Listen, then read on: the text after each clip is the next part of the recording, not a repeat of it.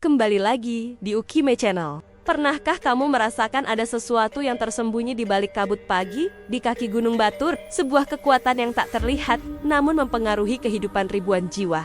Kisah Ki Balian Batur, sang penjaga dunia gaib, bukan hanya legenda biasa, tapi sebuah warisan mistis yang penuh amarah dan rahasia kelam. Apa sebenarnya Gerubuk Agung yang mengguncang kerajaan Mengui? Penasaran?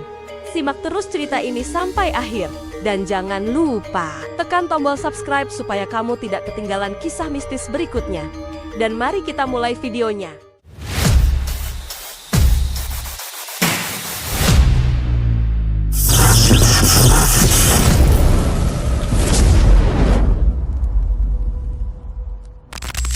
Pada awal abad ke-18, dari garis keturunan leluhur sakti bernama Sengguhu Bintang Danu, lahir seorang lelaki dengan kesaktian luar biasa. Ia adalah Ki Balian Batur, pewaris ilmu hitam dan kekuatan gaib dari Ida Hyangning Hulundanu, yang tinggal di dusun Teledunginya, di barat desa Caw.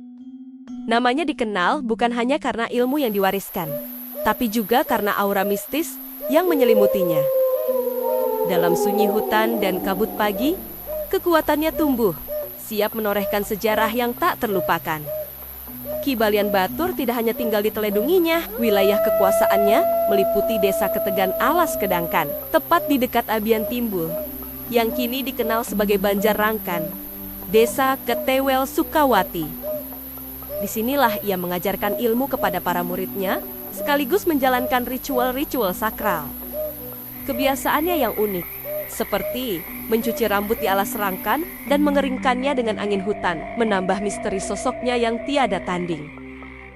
Ki Balian Batur tidak berjalan sendiri. Ia memiliki banyak murid yang setia belajar dan meneruskan ilmunya. Salah satu murid terkemuka adalah Gede Mecaling, yang kelak dikenal luas sebagai sosok sakti dan misterius. Bersama murid-muridnya, Ki Balian membangun jaringan spiritual dan kekuatan gaib yang mampu mengguncang kerajaan besar. Namun, kedamaian spiritual itu tak berlangsung lama. Prajurit dari kerajaan Mengui, dengan senjata lengkap dan penuh arogansi, memasuki wilayah Ki Balian. Mereka menuduh anak Ki Balian berdagang ilmu hitam, menyebarkan liak sebuah penghinaan yang tak bisa diterima begitu saja. Dengan hati yang terbakar, Ki Balian memerintahkan murid-muridnya untuk membalas.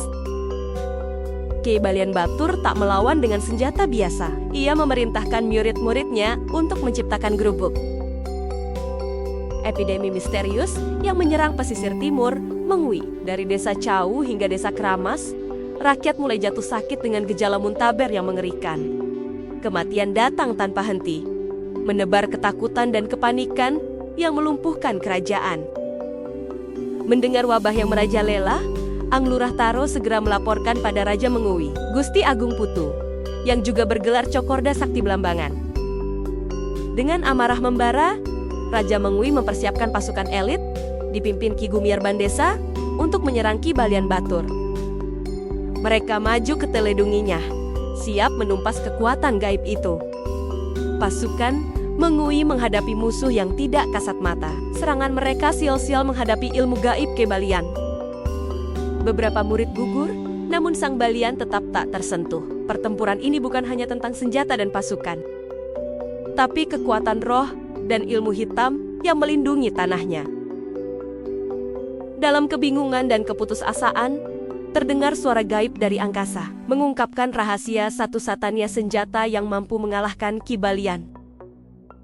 Senjata itu bernama Ki Narantaka, dengan peluru mistis Ki Seliksik milik Dewa Agung Klungkung. Raja Mengui tahu, hanya dengan senjata ini, pertempuran bisa dimenangkan. Raja Mengui segera berangkat ke Semara Jayapura, kerajaan Klungkung, memohon bantuan Dewa Agung Jambe. Sang dewa pun mengabulkan, memberikan Ki Narantaka dan peluru Ki Seliksik, serta mengutus putranya, Dewa Agung Anom Sirikan, untuk memimpin misi penaklukan bersama pasukan baru. Dalam pertempuran terakhir, Dewa Agung Anom menembakkan peluru Ki Seliksik. Peluru itu menembus kuku ibu jari Ki Balian, menembus kepalanya, dan akhirnya mengakhiri hidup sang Balian.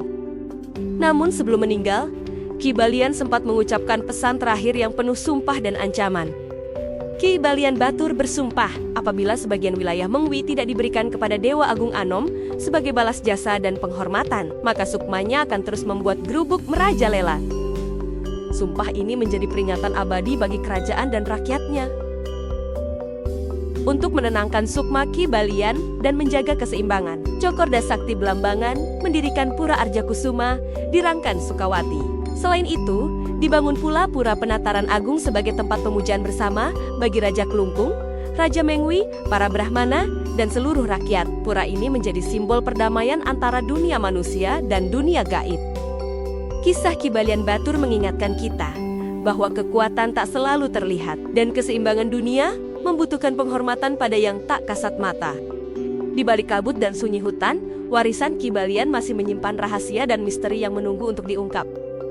Kisah Ki Balian Batur bukan sekadar cerita masa lalu. Ia hidup dalam ingatan dan tanah yang ia jaga.